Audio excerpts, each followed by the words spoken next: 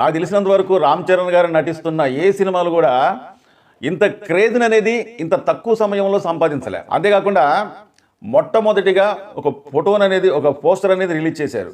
తర్వాత రామ్ చరణ్ గారు ఒక బ్యాట్ పట్టుకొని ఆ బ్యాట్ని ఇట్లా కింద కొట్టి బాల్ను కొడితే అసలు ఆ సీన్ అనేది చాలా హైలైట్ అయిందనమాట.